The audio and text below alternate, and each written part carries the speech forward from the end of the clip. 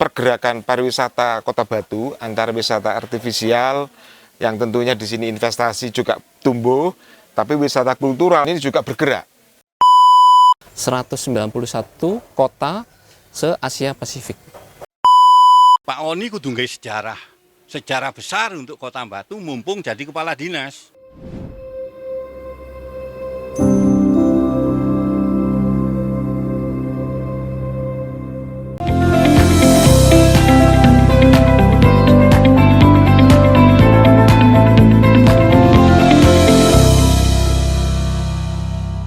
Selamat datang di Dialog Interaktif Ladon Entertainment bersama Yayasan Ujung Aspal Jawa Timur.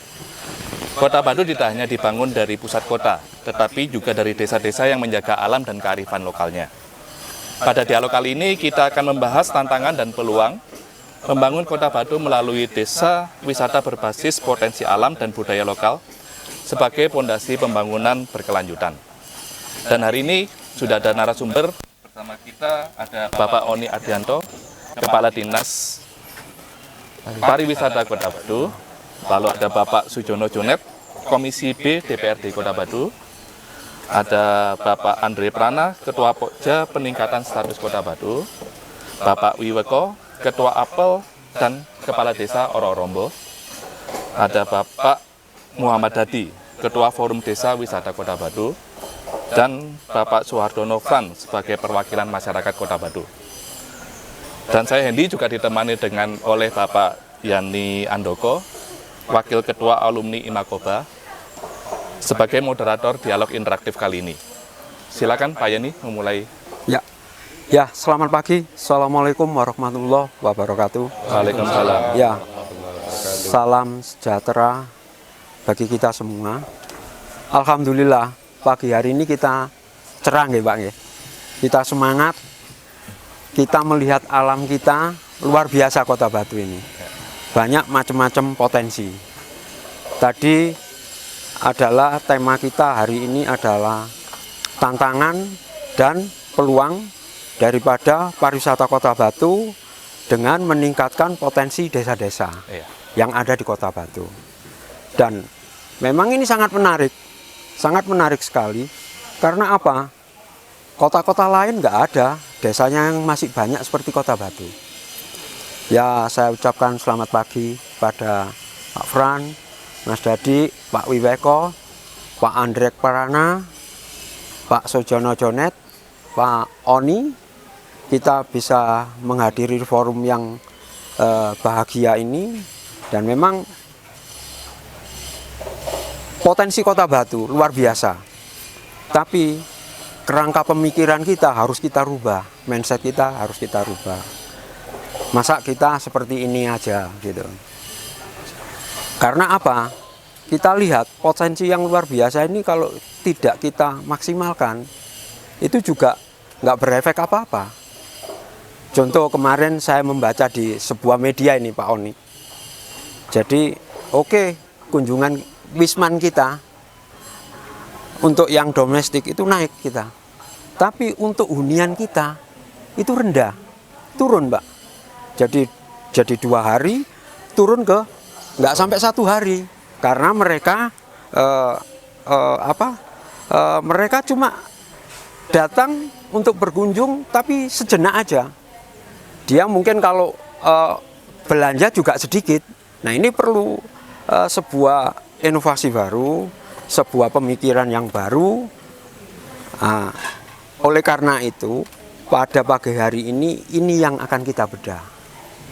Ya, mungkin untuk tahap pertama ini saya akan memberikan waktu terlebih dulu kepada Bung Andre Prana. Beliaunya ini adalah kelahiran Kota Batu, salah satu pendiri 4D Maklar. Jadi ada forum di Brawijaya itu, yang sekarang itu forum-forum kritis, forum-forum yang memberikan inovasi baru terhadap perkembangan sebuah wilayah. Kemudian beliaunya juga pernah mendapat penghargaan untuk pelopor pariwisata pada waktu itu, sekitar tahun 80-an ya Mas ya. Itu dengan bukunya Pesona Kota Batu, dan masih banyak lagi. Oleh karena itu, Bung Andre, monggo, menurut panjenengan seperti apa itu? Seperti sekarang ini kan kalau kita dengar cuma euforia aja Mas Ian, masih di kulit kita. Nah ini perlu pemikiran ke depannya. Monggo Pak Andre. Ya, terima kasih. Saya cerita sedikit gitu. Desember lalu saya itu diundang sama paguyuban Wong Batu di Jakarta gitu ya, untuk diskusi untuk apa di sana gitu. Nah kebetulan setelah pulang dari sana itu saya diajak teman-teman ke Pacific Mall ya di Panglima Sudirman itu di Jakarta ya. Nah kita ngopi-ngopi di sana itu kebetulan gitu, ada orang-orang minum kopi itu ternyata ada orang-orang yang ngomong Batu gitu. Terus saya tanya, loh Bapak orang Batu gitu? Oh bukan, saya dari Malaysia. Loh kok bicara Batu Pak? Ya saya mau ke Batu katanya. Mau kemana Pak? Mau lihat ada kebun binatang bagus.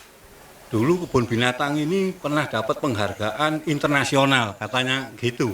Saya heran loh, kebun binatang di Batu di Indirek. Batu gak tahu loh aku no kebun binatang. Nah setelah pulang ke Batu saya tanya teman-teman, ternyata ada gitu loh, Secret Zoo ya. Itu punyanya Jatim Park gitu. Nah ternyata keinginan orang-orang mancanegara melihat Batu itu ada gitu. Satu aja objek ya, Secret Zoo yang ada di Jatim Park itu. Apalagi kalau teman-teman ini sudah mencanangkan untuk mengembangkan desa ya, kekuatan desa maksudnya. Ini bagus lah gitu.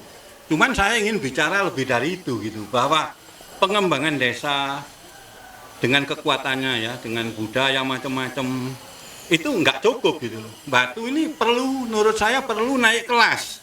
Batu harus naik kelas. Batu harus wisatanya berkelas. Value-nya di bidang wisata, di bidang ekonomi harus tinggi gitu. Jadi kalau kita mengikuti sejarah Batu ya, Batu ini punya DNA soal pariwisata orang-orang luar negeri gitu. Kita lihat sekarang ya, Reyten den Weil, pendiri Selekta, orang Belanda itu. Akhirnya dia bikin wisata di Batu, tinggal di Batu. Master Pechtel itu perintis apel pertama yang bawa bibit apel, itu rumahnya beliau aslinya itu sekitar Amsterdam, Den Haag itu rumahnya. Itu nanam apel di sini. Jadi apel ini Master Pechtel dulu. Begitu cinta terhadap Batu. Terus ada lagi pengusaha bunga dari Cina ya. Dulu dia di Betawi gitu, namanya Han Bian Eng gitu. Jadi saya dulu masih muda sering nulis buku. Ada buku Batu Tempo dulu, tapi zaman kecamatan itu. Ada The Wonder of Batu, saya tulis semua gitu. Nah, jadi melihat potensi Batu ya, kita lihat sekarang ya. Kita ini dikelilingi 8 gunung loh di Batu ini. Masyarakat Batu punya karakter terbuka. Sopo ae nang Batu monggo. Ini modal besar. Kita ke Brakseng, bagus lihat ke bawah. Terus kemana? Juan Bukit apa itu? Jongkuang. Itu bagus. Nah itu harus dijaga lingkungannya gitu. Jangan sampai sekarang saya lihat itu mulai bolong-bolong gitu, mulai kelihatan. Lah itu kalau itu nanti nggak dijaga, itu bisa jadi banjir. Lah kita tetap optimis bahwa pengembangan desa ini akan tetap berjalan gitu. Kenapa gitu? Karena kita melihat ya, Batu ini sebetulnya kota bernuansa desa gitu. Kenapa nuansa desa? Karena 19 desa itu ada di Batu, nuansanya masih desa. Nah, ini kalau pengembangan semacam ini dilakukan, tidak sulit gitu. Tidak sulit kita mengambil wisatawan dari mancanegara. Saya lihat kemarin itu, kunjungan wisatawan Batu itu lama tinggalnya kurang mungkin ya.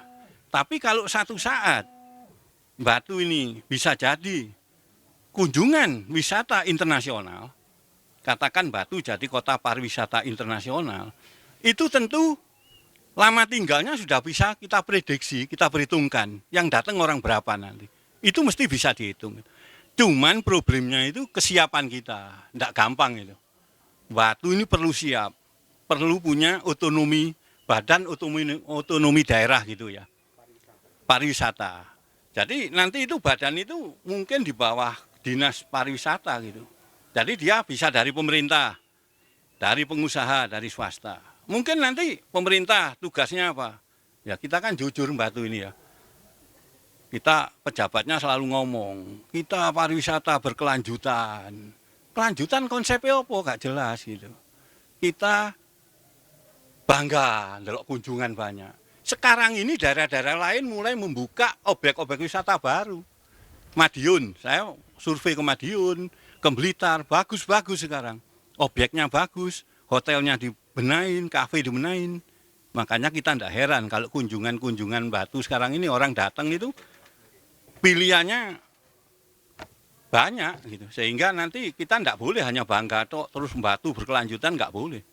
Jadi kalau menurut saya ya Batu ini harus naik kelas nanti. Berkelas, value-nya tinggi, value wisata, value ekonomi harus tinggi gitu. Dan pendidikan itu harus ada nanti. Kita kan ngelihat sekarang ini. Kota pariwisata yang internasional itu harus standar, punya standar. Bahasa, ya apa bahasa Inggrisnya wong Batu? Bisa enggak orang-orang itu kalau nanti wisatawan datang komunikasi dengan baik? Mereka tahu enggak itu yang namanya cross nature understanding? Maksudnya budaya. Bagaimana ngedepi wong Jepang? Orang Jepang maunya praktis. Terus lagi orang Eropa dipanggil, "Hei boy," nggak mau dia, marah. Terus misalnya lagi orang Rusia, turis Rusia, ngomongnya kan bentak-bentak, buanter. Kalau kita bisa berkelahi gitu. Nah ini kan perlu diajarkan. Jadi harus standar nanti. Nah ini maksud saya pemerintah ini harus serius gitu. Harus Batu naik kelas menurut saya. Harus berkelas itu pasti. Dan dia value-nya harus tinggi gitu. Nah ini akan jadi PR yang bagus untuk kita, asal ini nanti ada kebersamaan. Saya lihat sekarang pariwisata Batu itu jalan sendiri-sendiri, parsial. Pengusaha jalan dewe. Padahal kalau kita nanti betul-betul menangani pariwisata ini untuk pariwisata internasional, kita harus padu, harus punya badan. Pemerintah, dinas pariwisata sama pengusaha ikut bursa pariwisata ya, paket-paket pariwisata. Mungkin di Malaysia, di Singapura, di Jepang. Nah, inilah yang mungkin masih harus jadi diskusi kita gitu. Untuk kita bahas bareng-bareng. Jadi menurut saya tidak bisa jalan sendiri-sendiri sekarang, tidak bisa. Dan Pokja sangat yakin gitu. Pokja dalam beberapa diskusi itu sangat yakin kalau wisata Batu ini harusnya naik kelas gitu. Tidak boleh dia semacam ini, karena pesaing kita, daerah-daerah lain, itu sekarang sudah bergerak, sudah mulai membuat objek-objek yang bagus, gitu. Nah, mungkin kalau nanti pariwisata internasional, mungkin kita bisa 2B, 3B, Batu, Bromo, Bali misalnya. Kan kita lihat ya, kita nggak punya vulkano gitu. Orang-orang turis itu seneng dengan gunung api, ada di Bromo, pantai-pantai yang bagus. Cuman stay-nya harus di Batu lama gitu. Nah ini harus jadi pemikiran. Makanya tadi saya ngomong Pak Oni ya Pak Oni. Pak Oni kudu nggawe sejarah besar untuk Kota Batu mumpung jadi kepala dinas. Jadi kita tidak perlu ragu untuk mulai menyiapkan ini, walaupun itu tidak gampang memang. Tapi dengan kesungguhan, insya Allah itu bisa kita capai. Jadi saya melihat Batu sangat berpeluang untuk naik kelas. Jadi pariwisata berkelas juga bisa. Jadi nanti ada bagi tugas. Pemerintah Batu nggawe dalan sing apik, kali-kali kudu apik, tamannya kudu apik rek. Nah, terus bahasa Inggris bagaimana nanti? Ya, ada pendidikan. Mungkin makanya saya mikir itu sama teman-teman Pokja, Batu ini perlu ada pendidikan diploma lah paling enggak, pariwisata, pertanian, dan bahasa gitu. Ini akan menunjang nanti. Menunjang keberadaan Batu untuk ke depan gitu. Jadi sekali lagi saya ingin ngomong bahwa ini tidak gampang gitu. Tidak gampang gitu. Tapi saya yakin dan optimis kalau kita mau, ini bisa kita lakukan. Nah, kita melihat sekarang potensi desa itu luar biasa. Tapi tidak tergarap dengan bagus, hanya parsial, kepala desa jalan dewe, organisasi jalan dewe, tidak ada. Makanya saya tadi ngusulkan ke Pak Oni mudah-mudahan bisa dibentuk semacam badan otorita lah untuk menyiapkan kita semua ini. Jadi dari pemerintah ada, dari pengusaha ada, dan seperti tadi ceritanya Pak Oni, ternyata orang-orang ini juga mancanegara mulai datang ke Batu gitu. Jadi menurut saya perlu kita ini terus mendorong pemerintah dengan niat baik untuk kota yang lebih bagus gitu. Karena saya berharap gini, nanti itu ekonomi dampaknya akan bagus Pak Yani. Saya kira itu dulu sebagai pembuka ya, kalau nanti kita bisa diskusikan, monggo, kita senang diskusi gitu. Terima kasih. Drik, ya, oke, itu tadi sekilas apa ya, pemikiran dari Bung Andre. Mungkin nanti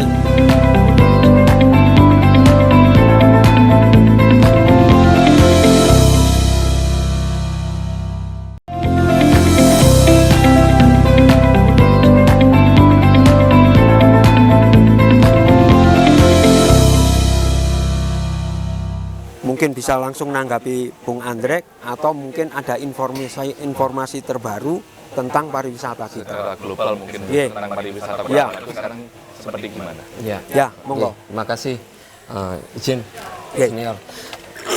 Terima kasih. Ini suatu kesempatan yang luar biasa. Kami dari Dinas Pariwisata merasa ini adalah kesempatan yang bagus. Kita bisa sharing diskusi terkait dengan kepariwisataan di Kota Batu. Tadi sempat disinggung oleh Pak Moderator, Pak Yana, terkait dengan jumlah lama tinggal juga yang cenderung menurun, kemudian juga ada kecenderungan terkait dengan wisatawan yang menginap di luar Kota Batu. Kami dari Dinas Pariwisata yang di tahun 2025 sempat melakukan analisa terkait dengan kepariwisataan yang ada di Kota Batu. Pertama, terkait dengan penggunaan media sosial maupun media elektronik. Nah, di sana kan mungkin bapak-bapak kan tahu ya, kalau komen-komen di media sosial itu kan cenderung lebih lugas ya, sehingga kita bisa tangkap itu apa sih harapan dari wisatawan yang datang ke Kota Batu. Dari tanggapan kami dengan menggunakan 5 platform media, YouTube, Instagram, kemudian Facebook dan lain sebagainya, itu alhamdulillah mayoritas tangkapan layar kami terkait dengan review kunjungan wisatawan ke Kota Batu mayoritas baik. Sekitar 3-6% itu rata-rata kurang baik. Itu pun bukan karena dari sisi pelayanan, dari sisi infrastruktur, tapi ada kejadian yang mungkin seperti bencana atau sempat terjadi kecelakaan saat itu, pun kecelakaan lalu lintas. Nah, ini berarti secara umum, secara general, tingkat kepuasan wisatawan yang datang ke Kota Batu itu bisa dikatakan baik. Kalau sudah wisatawannya puas, sudah cukup tertarik dengan destinasi wisata yang ada di Kota Batu, pasti akan repeat, akan mengulang lagi, akan datang ke Kota Batu. Nah, kenapa kok kami melakukan survei ini? Harapannya memang gitu. Yang kedua, kita lakukan survei secara digital terkait dengan destinasi wisata favorit. Nah, itu memang kita bisa tangkap di media sosial mana yang ramai pembicaraannya oleh para pengguna media sosial. Ada 10 destinasi wisata yang sudah kita tangkap. Kemudian di media elektronik juga seperti itu, Pak.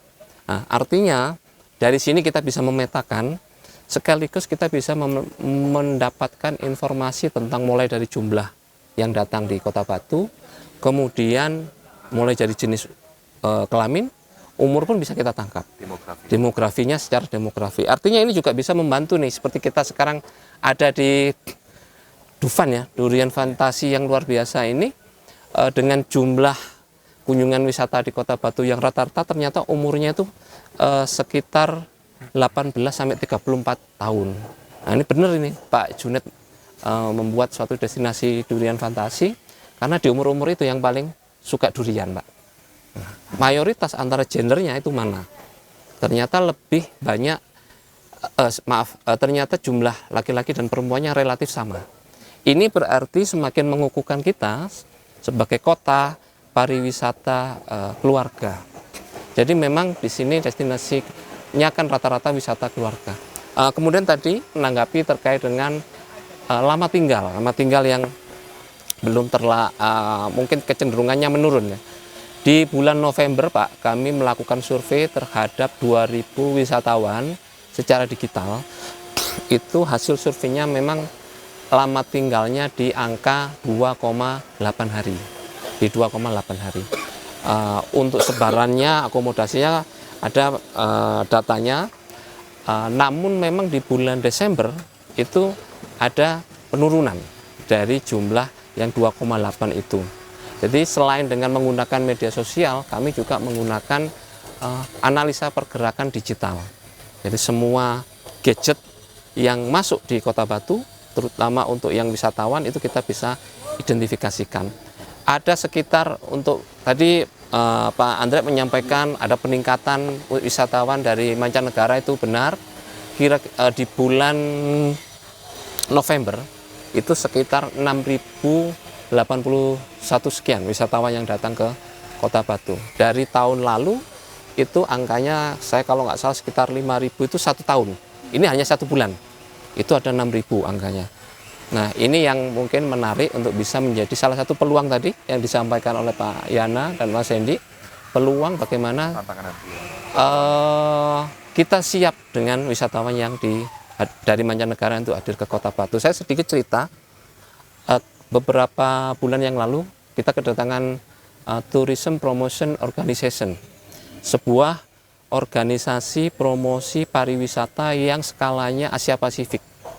Beranggotakan sekitar beliau datang sekretarisnya bersama stafnya, yang agak lucu stafnya itu sampai bilang ke saya, Pak, saya ingin ikut kerja sama Bapak, katanya. Loh, kenapa? Karena saya bosan di sana melihat gedung-gedung. Di sini saya masih melihat pohon. Di sana saya nggak pernah melihat gedung. Nah, ini kan luar biasa Pak. Apalagi ketika kita bawa ke wilayahnya Pak Dadi, wah senangnya luar biasa. Melihat hamparan tanaman hortensia yang semacam itu sangat-sangat terkesan seperti itu. Nah, ini salah satu peluang kita, dan hasil analisa kami dengan menggunakan analisa pergerakan itu rata-rata pengunjung dari mancanegara itu di sekitar kekuasaannya Pak Wiweko. Jadi di area Ororombo.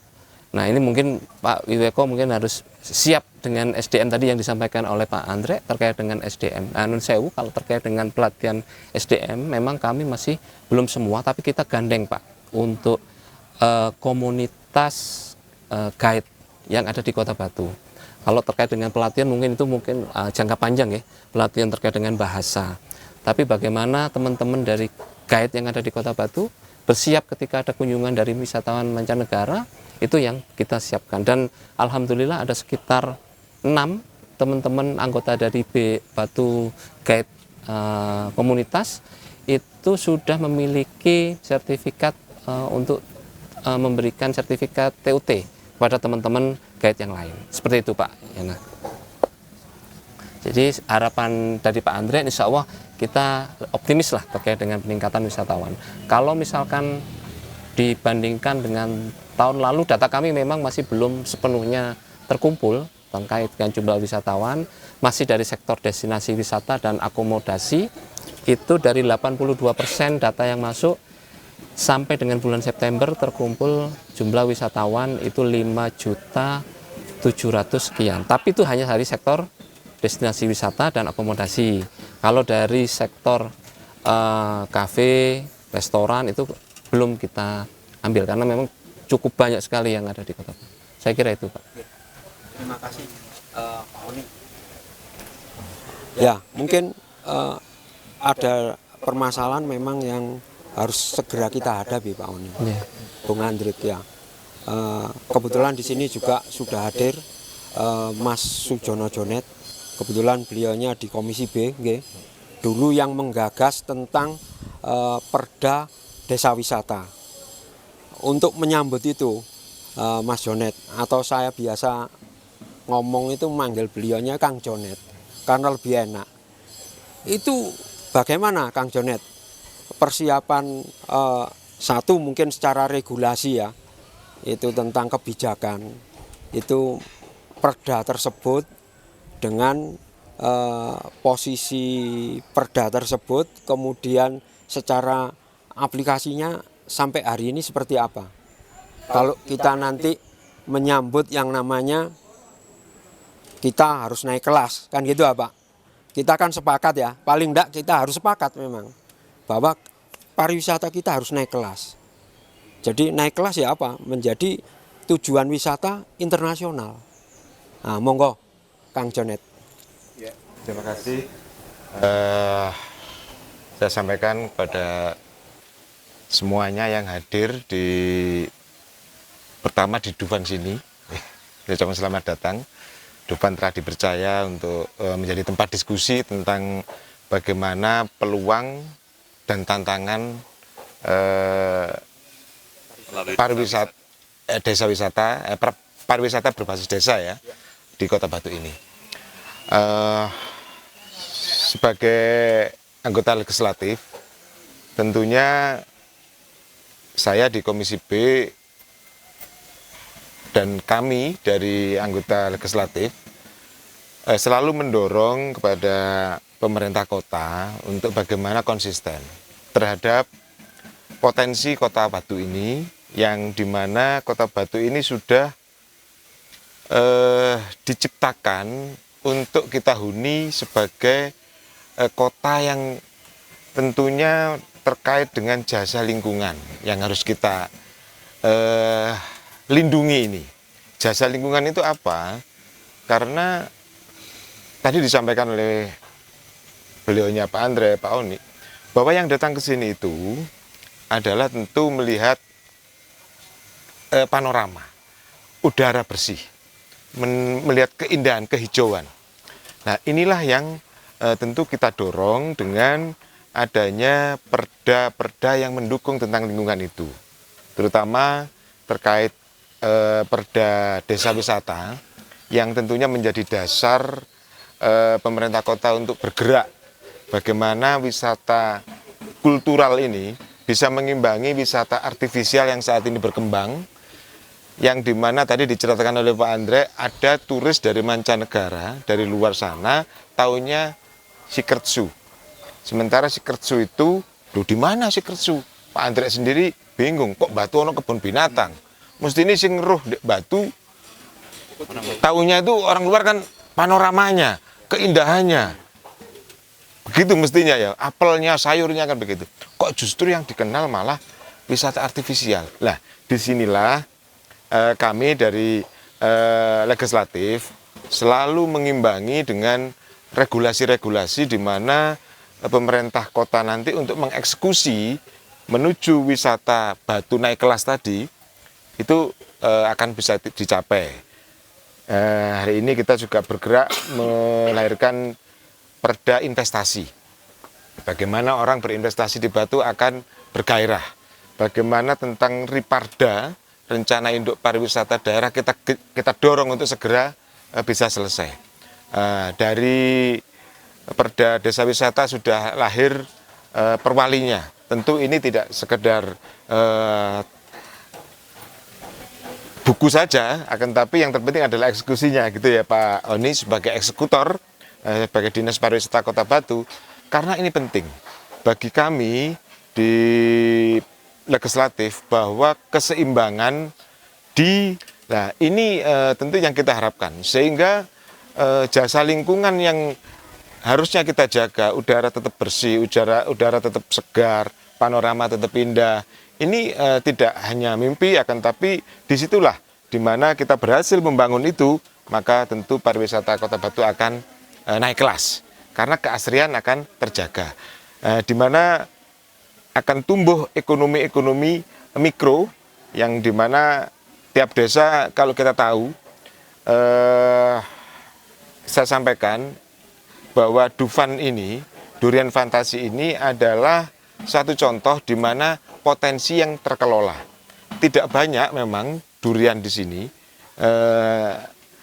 tapi bisa kita maksimalkan. Contoh di depan ini ada olahan durian misalkan gitu. Nah kalau di Batu, di Bumiaji ada apel, ada stroberi, ada mawar, ada macam-macam. Tiap desa hampir memiliki kekhasan masing-masing. sekarang berkembang dusun kuliner nggak salah itu. Itu wisata yang panoramanya bunga. Bunga apa? Bunga hortensia. Terus ada lagi yang panorama nuansa jeruk. Inilah yang harus tumbuh di Batu. Sehingga Kota Batu, kota pariwisata yang berbasis pertanian ini tidak hilang. Nah, petaninya juga harus hidup. Dunia investasi pariwisata juga akan tumbuh. Itulah yang saya kira penting untuk kita garis bawahi, di mana pemerintah kota hari ini juga masuk di situ visi misi kepala daerahnya. Maka Pak Oni sebagai eksekutornya itu juga harus bergerak seperti bulldozer, tapi tidak meratakan, ya kan? Tapi kekuatannya itu maksud saya sebagai bulldozer untuk menumbuh kembangkan potensi-potensi yang dimana kultural tadi tetap terjaga, budaya agraris, pertanian juga tidak kehilangan generasi. Maka petani-petani milenial harus tumbuh di tengah berkembangnya dunia digital saat ini. Saya kira itu sebagai pengantar untuk diskusi kita. Tentu ini menjadi penting, momen penting untuk kesadaran kita sebagai wong Batu untuk peduli terhadap potensi yang diberikan oleh Tuhan kepada kita semua. Terima kasih. Kang Jonet.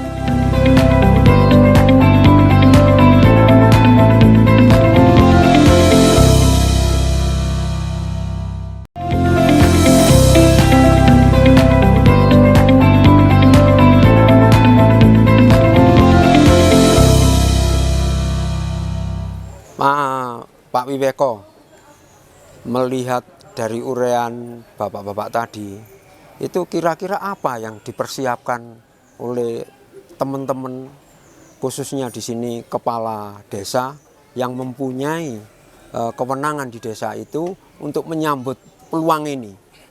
Dan mungkin kalau bisa diceritakan kendalanya apa sih? Kok saya melihat ini Pak Wiweko, kok gitu-gitu aja ya. Katanya wong anu kok gitu-gitu aja.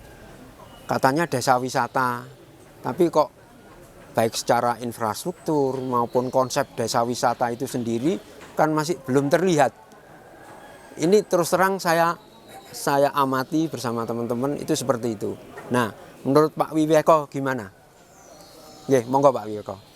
Nggih, terima kasih Pak Moderator, Mas Yani. Jadi sudah banyak sekali nggih diuraikan oleh baik Pak Andre, Pak Oni selaku Kadis dan Pak Jonet selaku pemangku kebijakan di Komisi.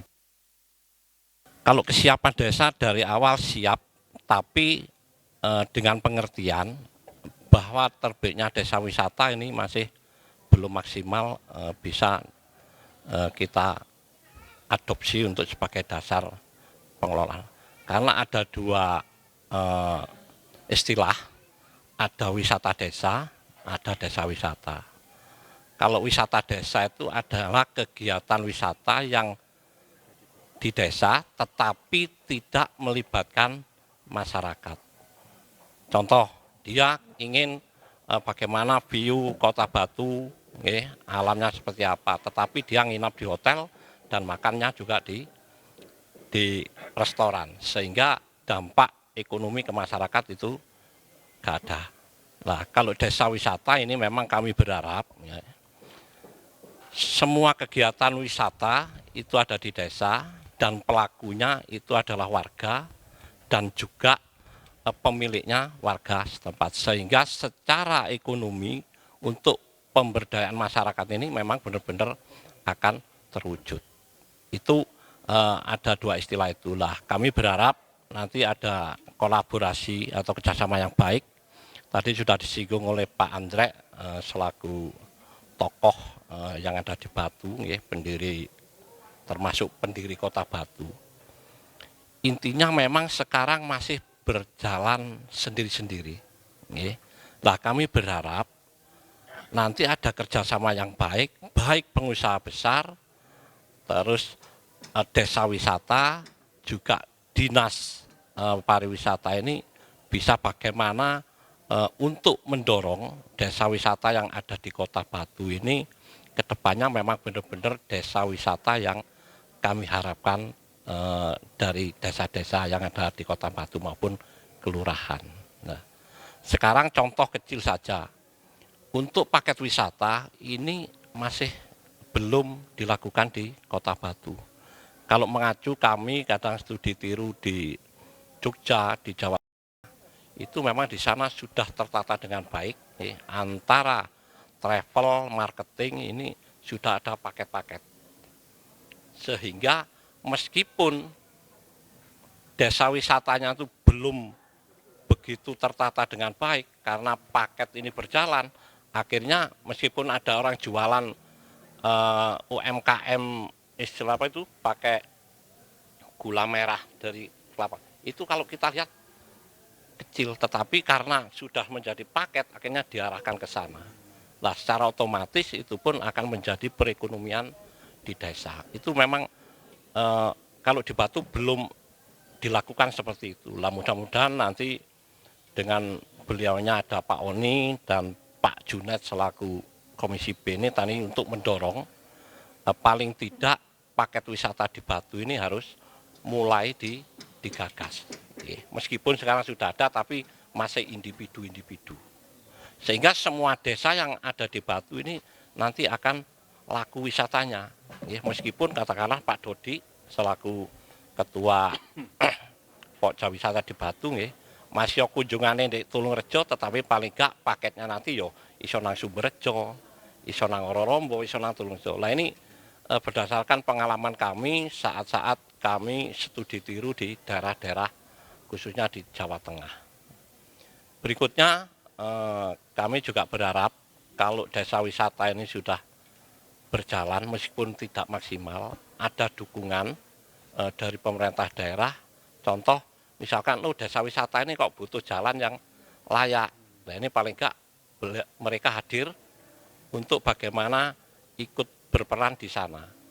Nah kalau Pak Junet selaku DPR ini biasanya mendorong, mengeluarkan kebijakan sehingga pariwisata di Kota Batu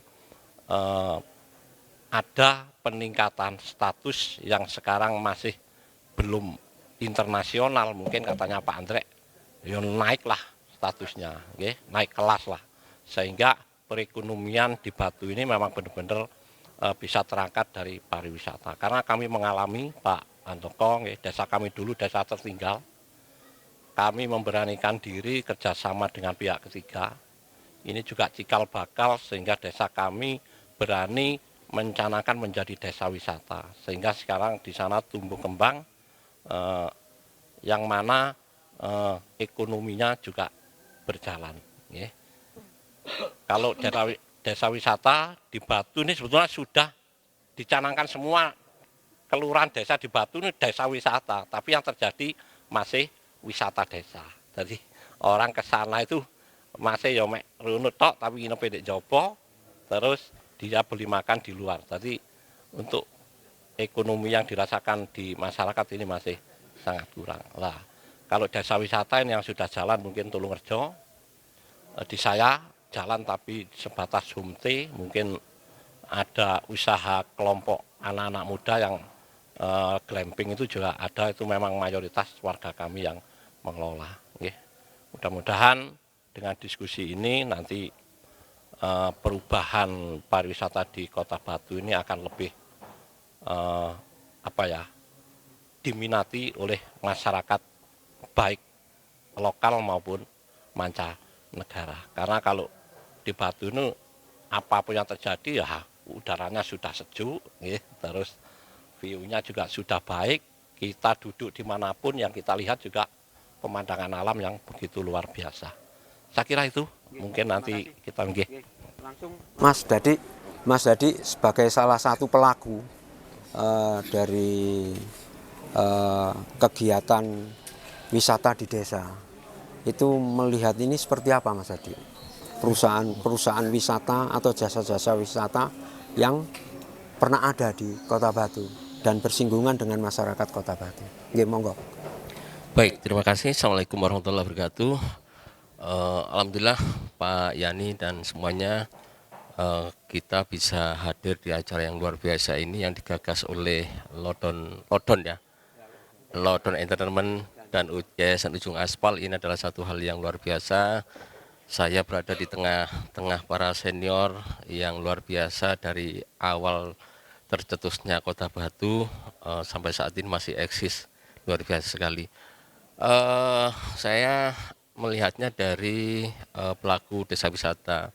Kebetulan kami di Forum Desa Wisata Kota Batu, di semua desa kelurahan ada lembaga desa wisatanya. Namun demikian, tidak semuanya aktif dan proaktif Pak Yani, tapi fluktuatif. Ada yang semangat, ada yang stagnan, ada yang maju, ada yang banter, ada yang ya kayak di keluarga itu Pak Yani. Dalam satu keluarga biasa ada yang nakal, ada yang malas, ada yang serius kan begitu. Sama, kami pun demikian. Fordewi atau Forum Desa Wisata ini, Kota Batu ini secara tidak formal sering Pak Yani kita turun ke desa-desa, baik di Rorombo. Saya di Rorombo itu sering nyangkruknya di mana rest area yang di atas itu Pak. Ada situ sama teman-teman kita undang tanpa maksudnya tanpa woro-woro, kita datang, kita amati apa sih sebenarnya yang harus kita lakukan oleh Fordewi ini. Kemudian kalau di Gunung Sari itu ada Brau yang terkenalnya bahwa Dusun Brau Gunung Sari ini jumlah populasi sapinya lebih banyak daripada jumlah penduduknya. Ini sangat potensial sekali. Kemudian di Bulkerto, Bumiaji, Punten kita keliling, turun, dan memang kita Kota Batu ini patut bersyukur Pak Yani, karena apa? Kita dianugerahi alam yang luar biasa, kemudian udara yang sejuk. Oke lah, daerah lain mungkin sama bersaingnya, menciptakan berbagai macam wahana. Tapi tidak perlu dikhawatirkan bahwa Batu ini punya potensi yang luar biasa sekali. Tinggal bagaimana saya sepakat dengan apa yang disampaikan tadi oleh Pak Andre, Pak Wibeko, sinergi ini yang kita butuhkan bersama-sama. Alhamdulillah di 2025 kemarin di bulan September kami difasilitasi pemerintahan Kota Batu, dalam hal ini Dinas Pariwisata, untuk mengikuti Mata Fair atau promosi pariwisata Asia Tenggara. ASEAN, diikuti oleh beberapa negara ASEAN, dan khusus memang tentang pariwisata. Fordewi dalam hal ini membawa paketan-paketan yang kita punya. Memang tidak semua desa, tapi ada beberapa desa yang sudah matang, sudah settle. Ini kita bawa untuk kita promosikan di Mata Fair kemarin. Dan di 2006 juga ada Pak Kadis, Pak Oni di bulan September.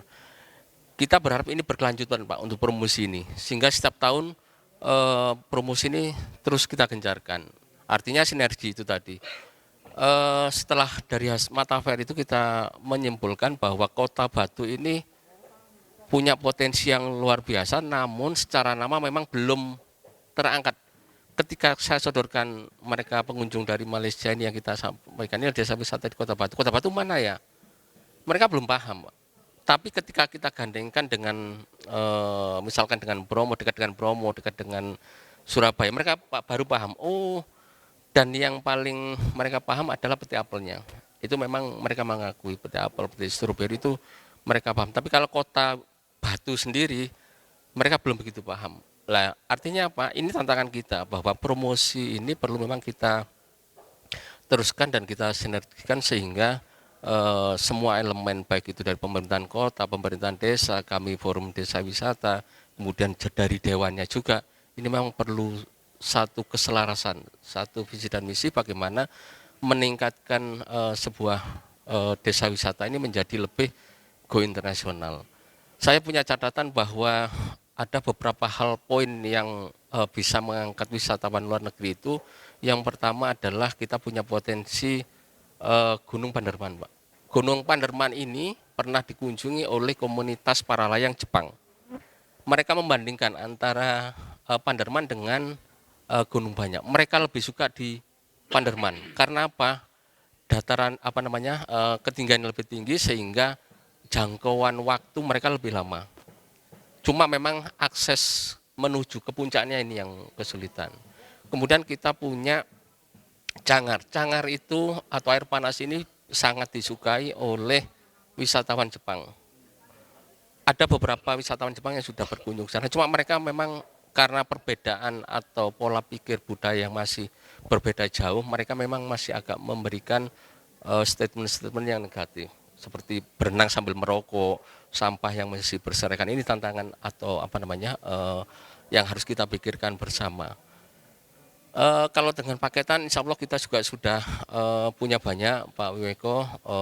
Paketan antar desa pernah kita launching oleh Dinas Pariwisata waktu itu di 2023 yang kita kenal dengan Farm Trip. Kita punya Farm Trip ini di mana beberapa desa kita jadikan titik untuk wisatawan ini menikmati destinasi wisatanya. Itu di 2023.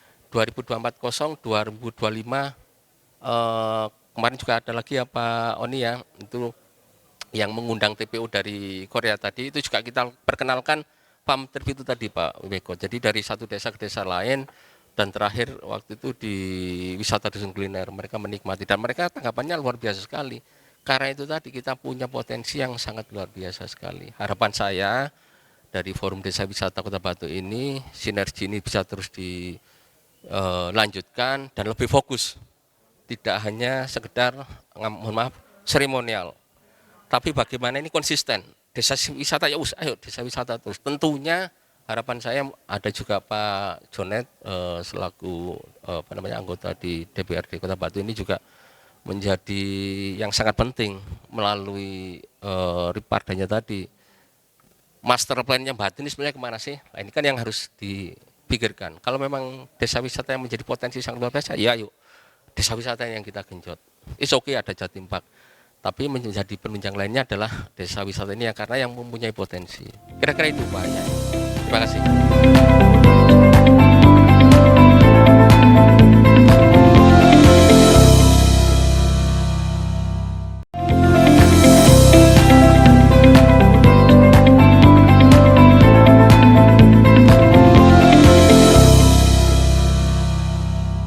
Sekarang kita lihat dari kacamata masyarakat.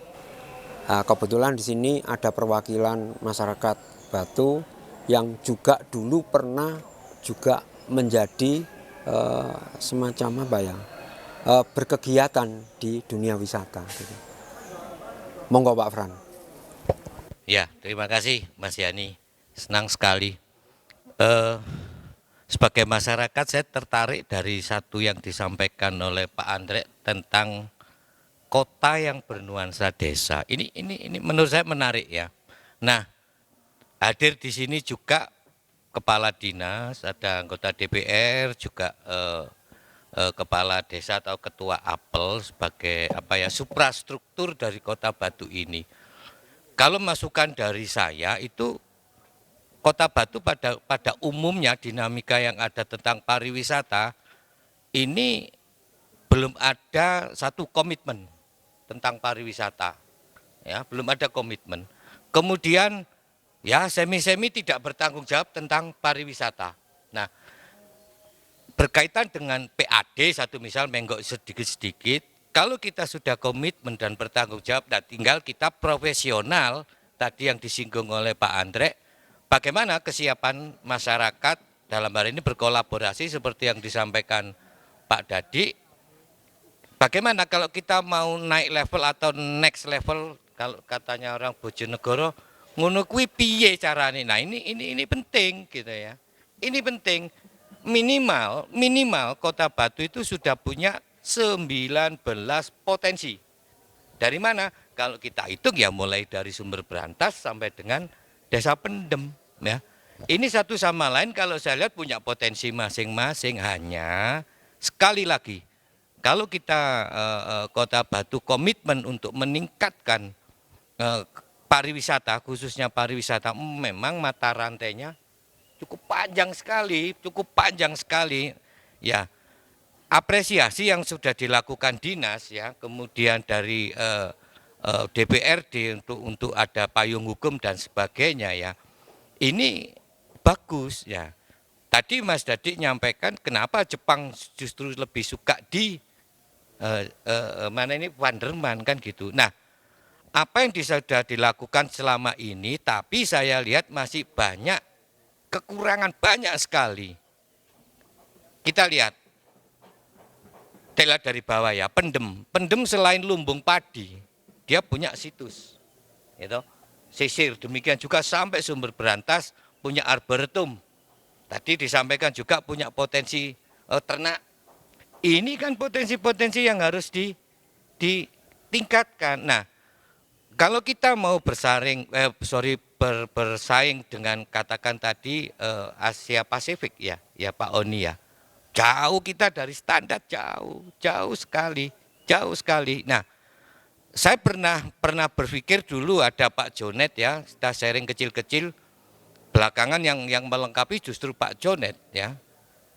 Salah satu objek wisata ini di Kota Batu dulu itu memang artifisial, tapi kearifan lokal di sini kita sudah pernah coba dengan adanya satu misalnya replika candi, ya apakah itu torso kepala Kenaro atau keris, ini kan bentuk-bentuk kearifan lokal. Ada Galeri Nusantara. Nah, saya yakin ya, jadi untuk gerakan di dalam pariwisata itu satu yang perlu diperhatikan adalah menyenangkan kelima indera kita. Itu pariwisata salah satu kuncinya.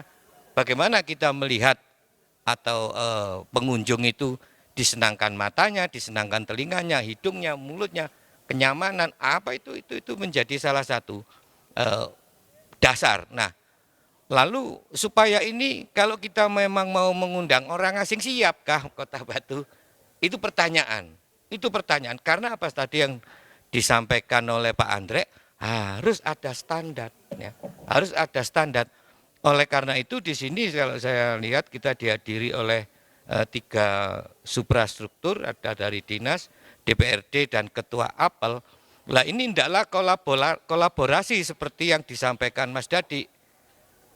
Ya satu-satulah, satu misal Tulung Rejo sekarang sudah ada desa apa yang tadi bunga hortensia.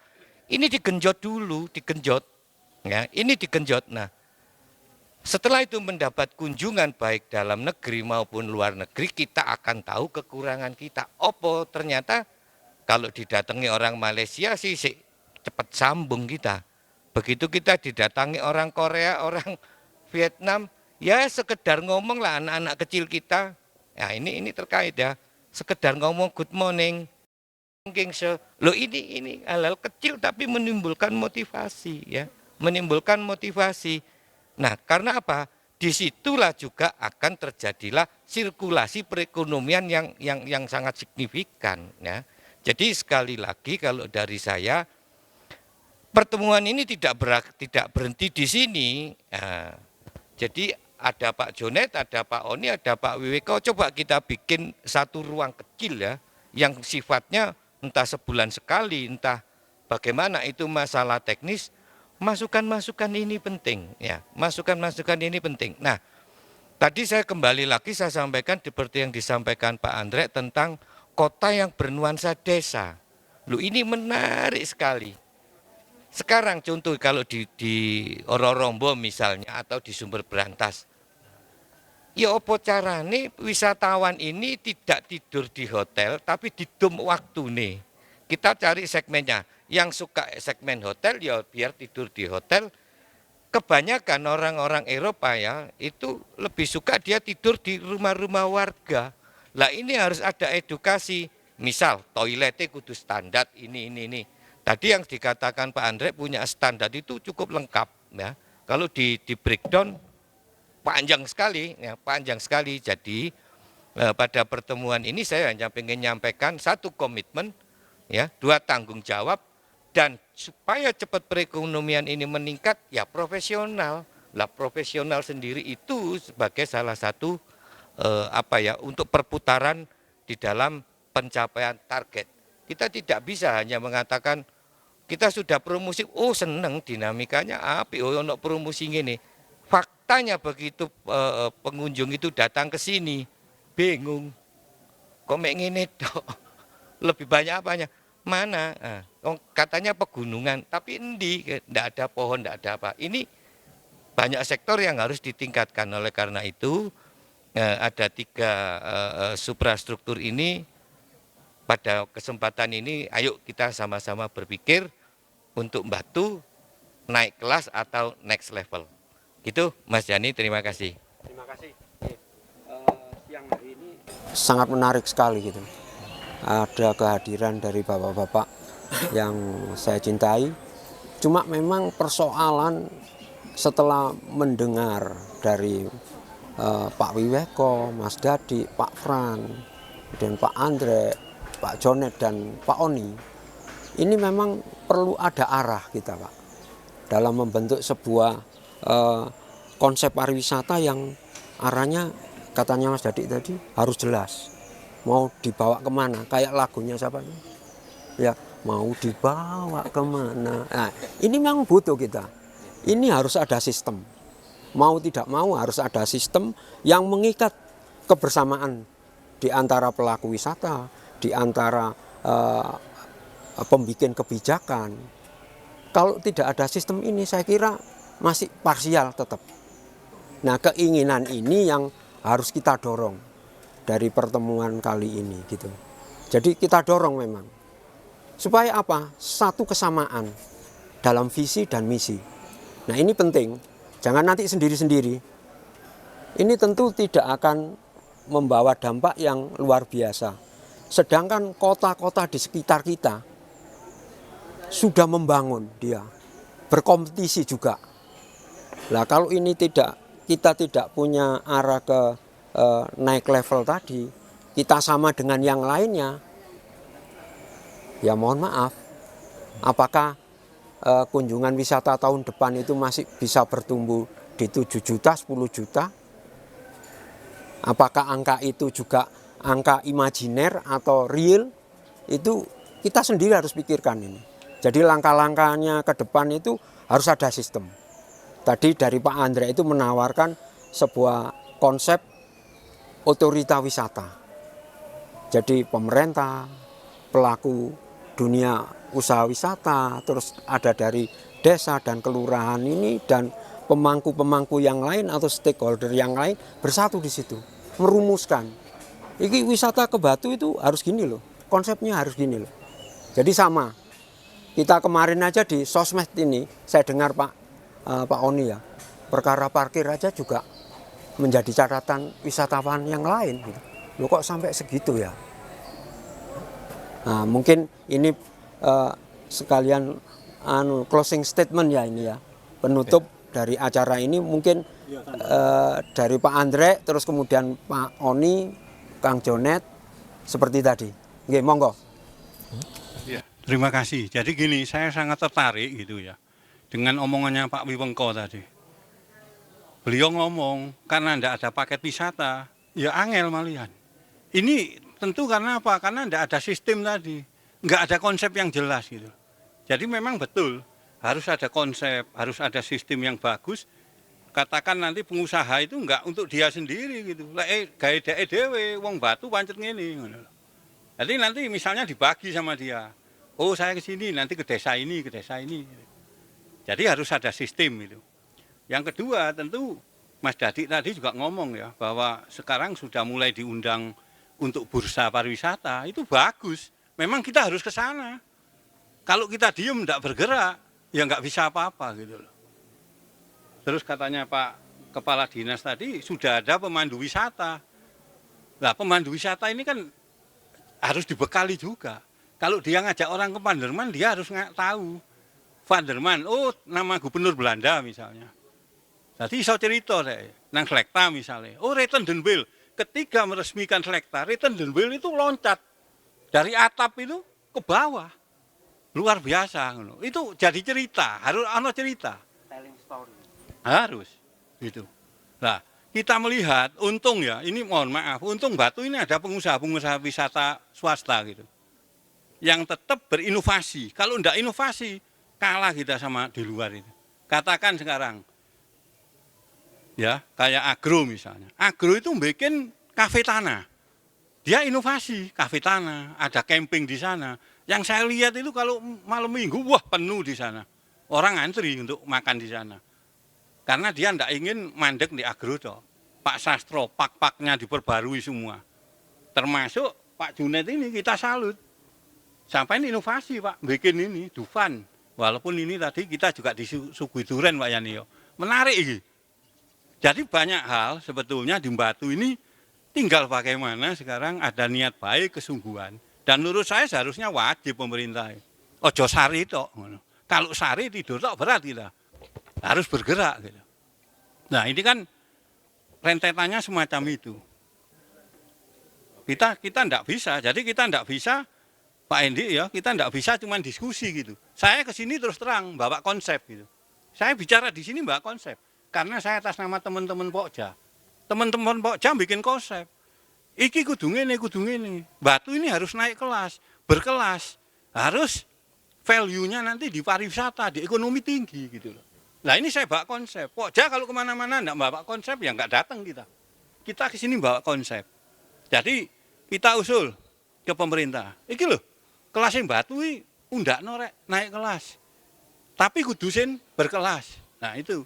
Jadi saya ingin kita ke sini ini juga bawa konsep dan nanti tidak sia-sia gitu. Kalau sia-sia yo ketemu ini toh, ketemu ini.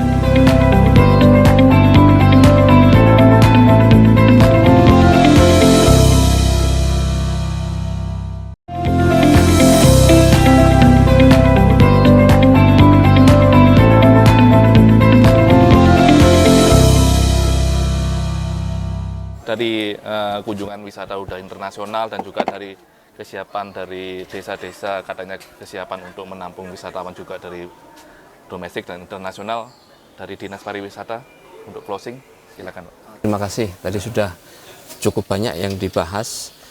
Memang terkait dengan pengembangan atau strategi pariwisata di Kota Batu, dari perkembangan pariwisata di global, itu memang seperti yang kita sepakati di agenda Tourism Promotion Organization, itu lebih mengarah kepada sustainable tourism atau ecotourism.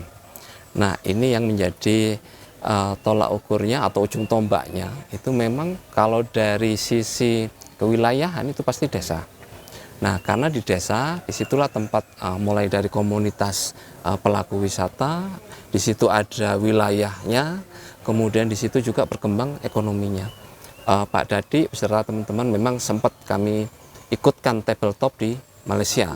Kemudian di Guangzhou diwakili oleh teman-teman PHRI.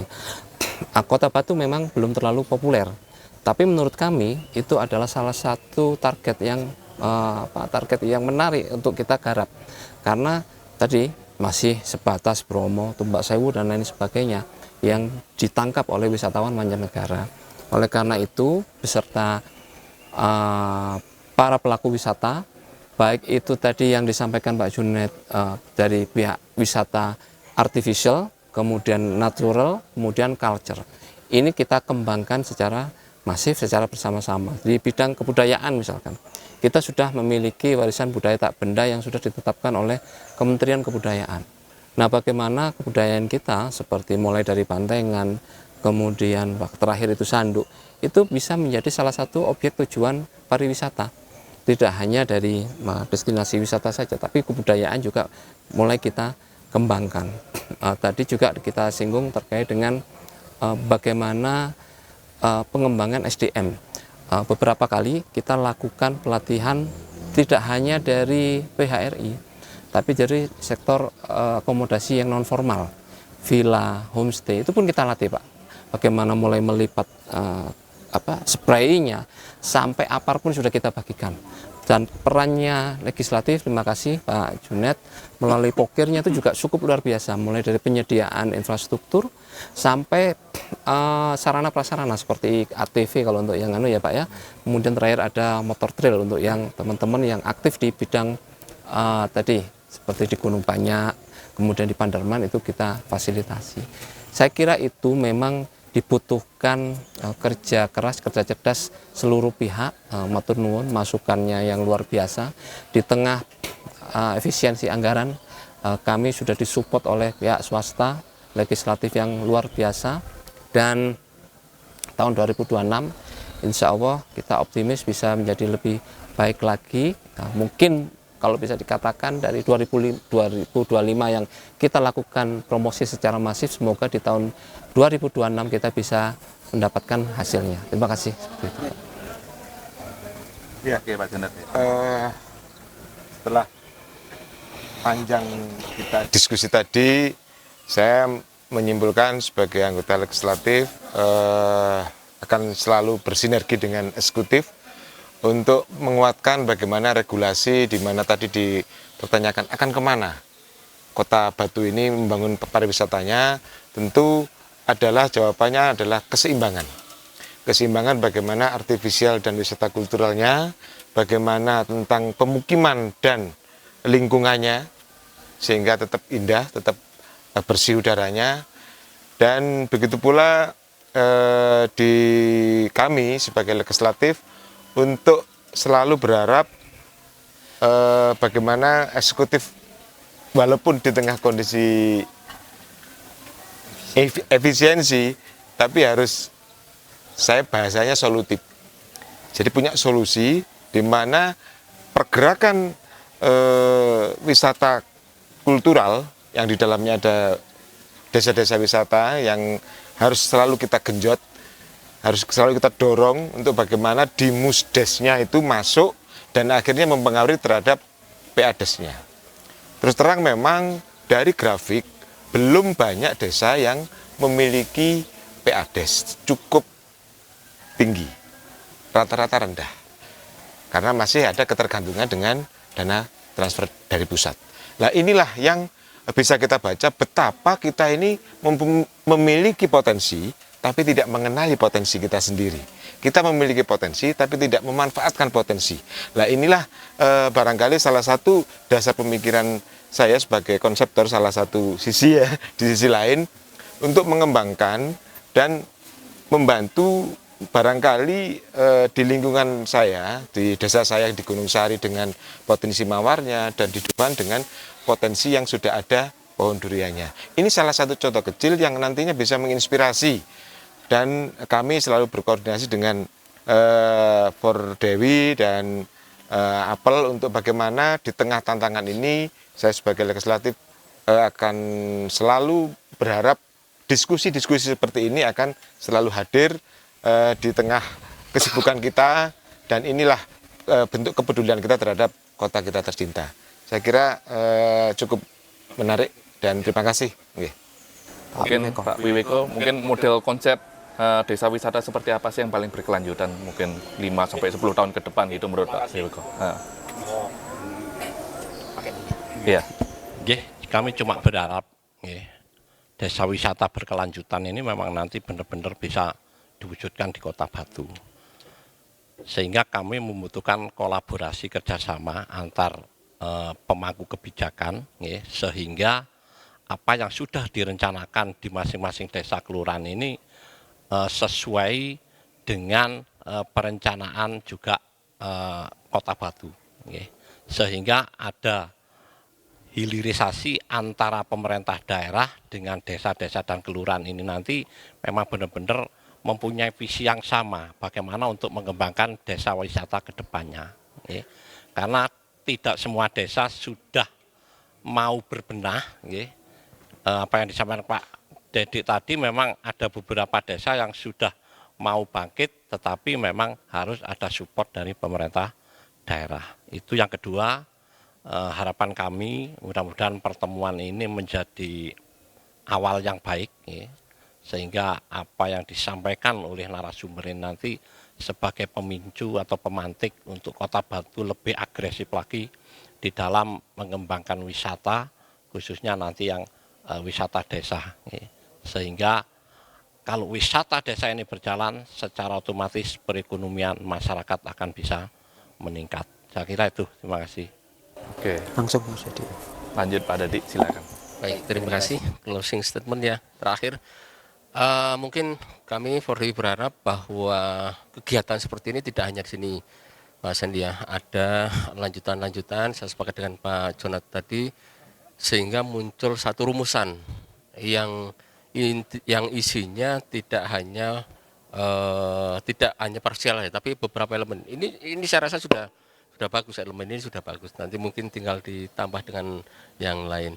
Dan kami berharap bagi desa-desa yang belum bergairah kita tingkatkan, kita dorong, kita ajak bersama-sama sehingga potensi desa wisata ini menjadi potensi yang luar biasa. Seperti ini Dufan ini luar biasa ini, meskipun ada bangunan tapi masih ada tanaman. Lah kita pesaing Pacet, Mas Andi.